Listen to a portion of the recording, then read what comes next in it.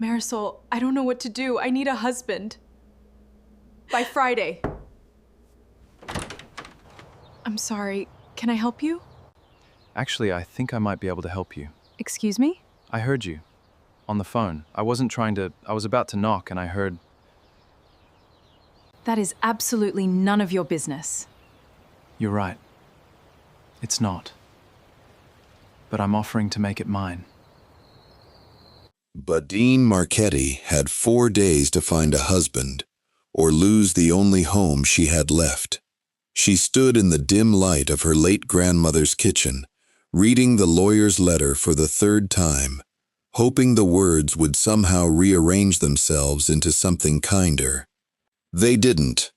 Per the terms of the late Rosalind Marchetti's estate, the family home at Hollow Pine Farm shall pass to Ondine Marchetti, provided she is married at the time of the will's reading.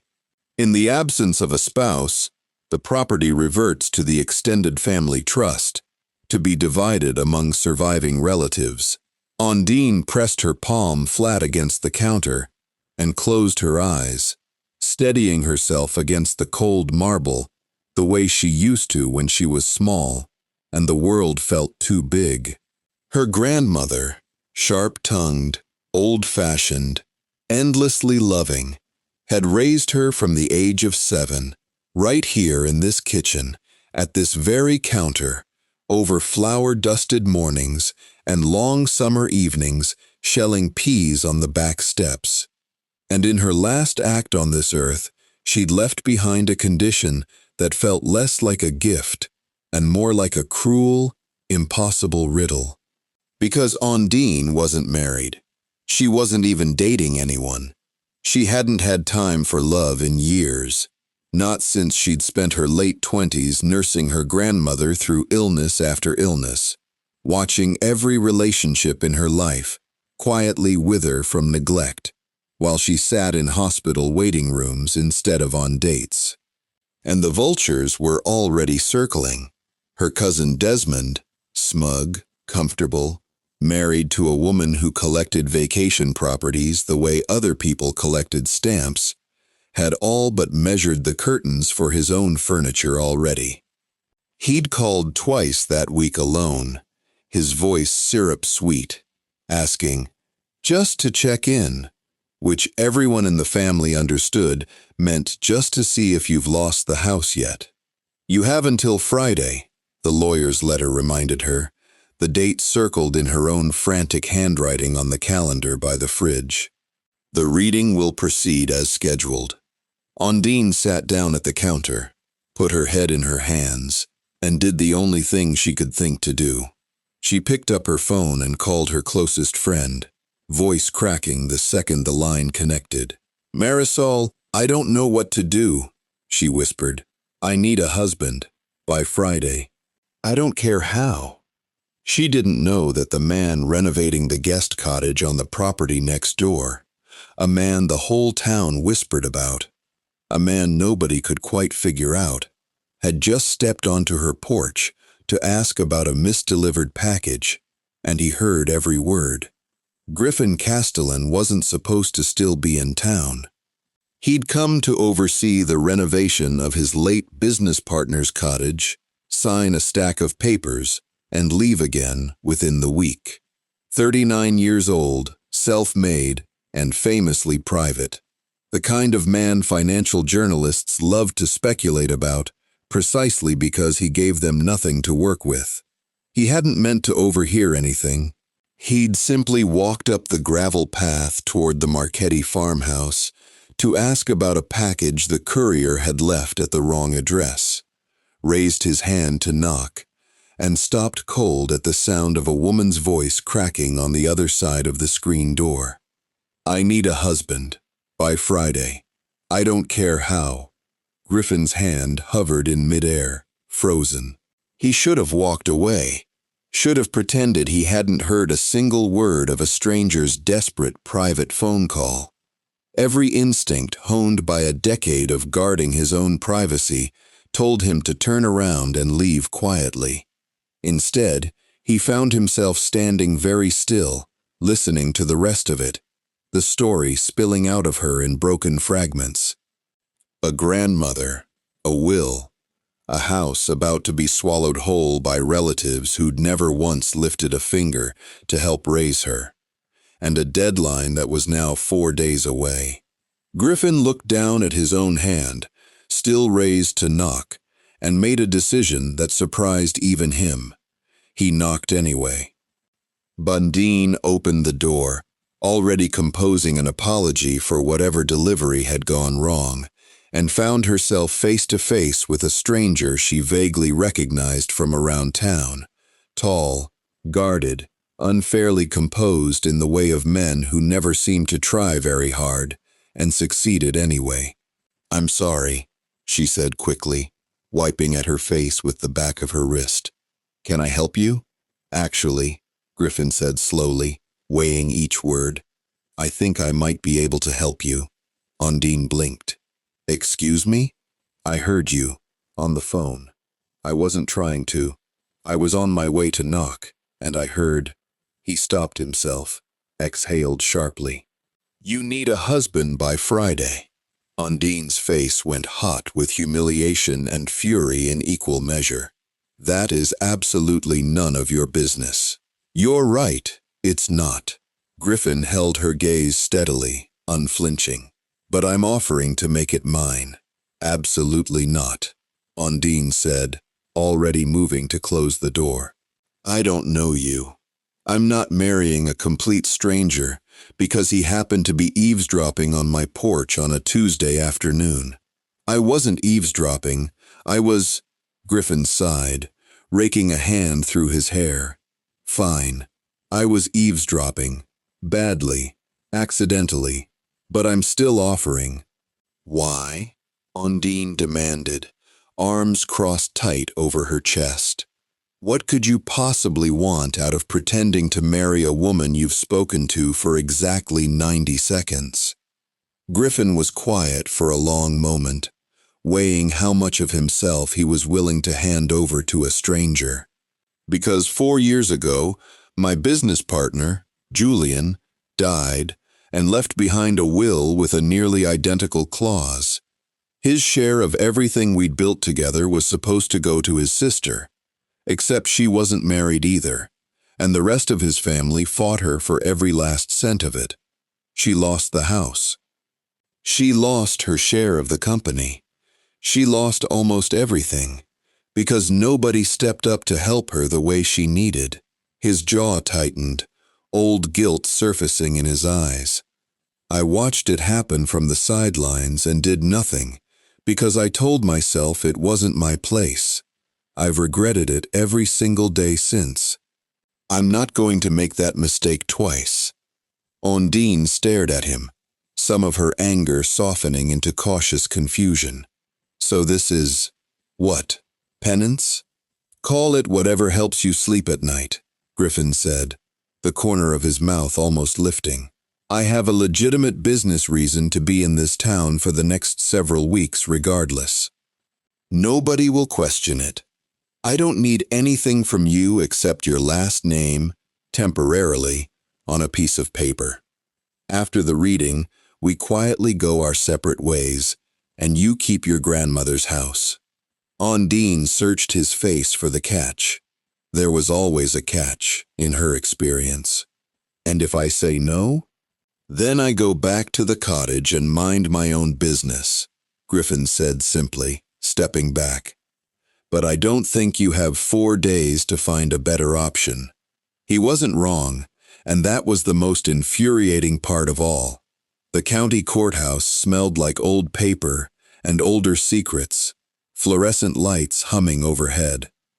Ondine stood outside the clerk's office in her one good blazer, twisting a plain gold band around her finger, bought 2 days earlier from a pawn shop 2 towns over, where nobody would recognize either of them, and tried to remember how to breathe normally. "You don't have to look like you're walking to your own execution," Griffin murmured beside her, adjusting his tie with unbothered calm. "Forgive me if pretending to marry a stranger to outmaneuver my own cousin doesn't come naturally to me." Ondine shot back under her breath. Fair. A ghost of a smile crossed his face. For what it's worth, you're better at this than you think. You haven't even asked me my middle name yet. What's your middle name? Ezekiel. Ondine Marchetti Castellan, she muttered, testing the sound of it under her breath, and immediately regretted how right it felt on her tongue. Inside, the county clerk, a bored woman who'd clearly seen every kind of wedding this small town had to offer, twice, barely glanced up as she processed their paperwork. Rings? She asked flatly, chewing gum. Griffin reached into his jacket pocket and, to Ondine's surprise, pulled out a second band. Plain, elegant, clearly not sourced from any pawn shop. I thought one of us should have a decent ring, he said quietly, sliding it onto her finger before she could protest. His hands were far steadier than hers. That, more than anything else that afternoon, made her chest tighten in a way she didn't have time to examine. By the power vested in me by the state, the clerk droned without looking up. You're married. Congratulations. Next couple, please. And just like that, Ondine Marchetti had a husband. For exactly as long as it took to save her grandmother's house. Or so she told herself. Again and again. The whole drive home, the will reading took place in a dark-paneled law office that smelled of leather and old money. Rosalind Marchetti's entire extended family crammed into stiff chairs around a long mahogany desk. Ondine's cousin Desmond sat directly across from her, smug smile already forming at the corners of his mouth, until his eyes dropped to the gold band on her finger and the tall, composed stranger seated beside her, with one hand resting protectively over hers. This is unexpected, Desmond said coolly, eyes narrowing. I wasn't aware you were seeing anyone, Ondine. You wouldn't be, Ondine said, keeping her voice remarkably even. We kept it private. And you are? Desmond turned to Griffin, suspicion sharpening every syllable. Griffin Castellan, Griffin said, extending a hand Desmond reluctantly shook. Ondine's husband. The word landed in the room like a stone dropped into still water. Ondine felt every eye turn toward her, felt the weight of a dozen silent calculations happening behind polite, disbelieving smiles around the table. The estate lawyer cleared his throat, requested the marriage certificate, and confirmed, with visible surprise flickering across his glasses, that the documentation was, in fact, entirely legitimate. Well then, it appears the terms of the will have been satisfied in full. Hollow Pine Farm passes to Ondine Marchetti. He glanced down at the certificate. Marchetti Castellan, effective immediately. Desmond's jaw tightened visibly. This is awfully convenient timing, wouldn't you say? Grief makes people move quickly, Griffin said smoothly, his hand tightening slightly around Ondine's beneath the desk. A silent warning, or perhaps a quiet reassurance. We didn't think we owed anyone an explanation for our timeline. But Dean said nothing at all. She was too busy trying to remember that none of this was supposed to be real, while every instinct in her body insisted, quite stubbornly. Otherwise, the farmhouse was quiet that evening, the first real quiet Ondine had felt in days. She found Griffin out on the back porch, staring out at the fields her grandmother used to tend every single morning before sunrise, looking like a man carrying far more than he'd let on all day. You didn't have to do all that, she said, settling into the chair beside him. The hand-holding, the warning shot at Desmond. We got everything we needed the moment the lawyer confirmed the paperwork was legitimate. I know, Griffin said quietly, not looking away from the horizon. Then why? He turned to look at her fully, and for the first time all day, Since the porch, since the phone call, since all of it, his guard seemed to drop away entirely, leaving something unguarded and uncertain in its place. Because somewhere between the courthouse and that office, I stopped thinking of this as a favor, he admitted, voice low. And I genuinely don't know what to do with that. Ondine's breath caught in her throat. Griffin, you don't have to say anything, he said quickly, almost bracing himself. We had a deal. You keep the house, I keep my conscience clean. We quietly file for an annulment in a few months, and never speak of any of this again. That was the arrangement we made. That was the arrangement, Ondine repeated softly, looking down at her own hands. Neither of them moved an inch. But? Griffin asked carefully, watching her face for any sign of what came next. Ondine looked down at the plain gold band still on her finger, the one she'd fully expected to remove the moment the ink dried on the will. She hadn't taken it off yet. She wasn't entirely sure, sitting there in the porch light, that she wanted to. But I think, she said slowly, meeting his eyes, we might need more than a few months to figure out what this actually is. The guest cottage renovation finished well ahead of schedule, mostly because its owner had found remarkably little reason to leave town since. Ondine stood in her grandmother's garden, now blooming again under careful hands that weren't entirely her own anymore, watching Griffin argue good-naturedly with a stubborn rosebush that refused to cooperate with his pruning shears.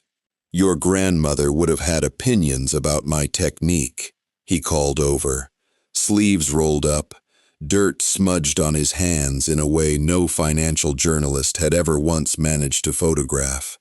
She'd have had opinions about you in general, Ondine said, smiling despite herself. She liked people who showed up. You showed up, Griffin.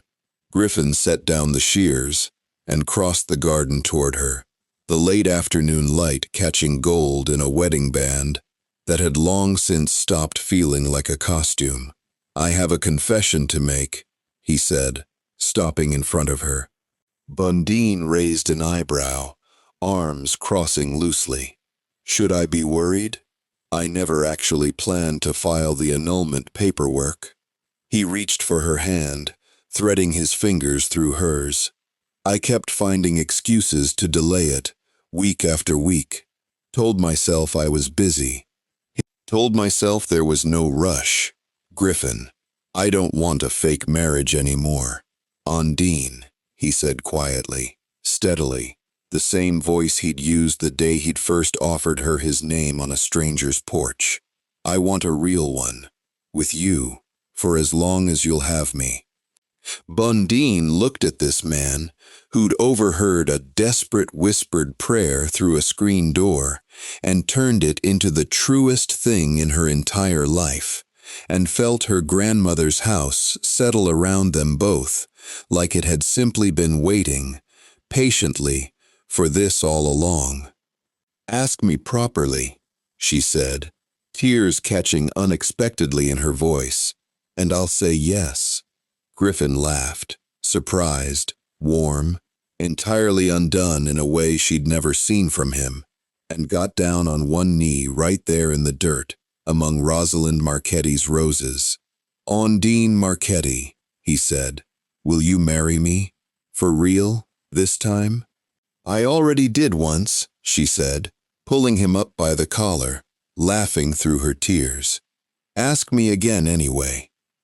And in the garden her grandmother had built with her own 2 hands, Ondine said yes, not because a will demanded it, not because a deadline forced it, but because for the first time in her entire life, she simply wanted to.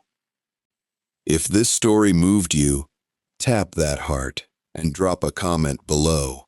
Has love ever shown up in your life in a way you never expected? Don't forget to subscribe and turn on notifications so you never miss a story like this one.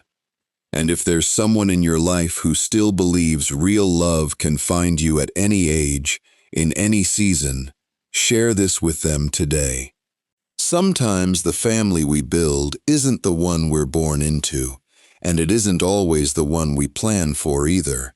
It's the one that shows up when we least expect it, in the smallest, quietest moments. Ondine didn't find love by searching for it. It found her on a Tuesday afternoon, through a screen door, in the middle of her lowest moment. What began as a desperate arrangement to save a house became something far more valuable than any inheritance. Proof that sometimes the people who witness us at our most broken are the ones who end up loving us the most completely. Real commitment isn't always declared with grand gestures. Sometimes it's built quietly, in the small act of choosing to stay, long after the paperwork says you no longer have to.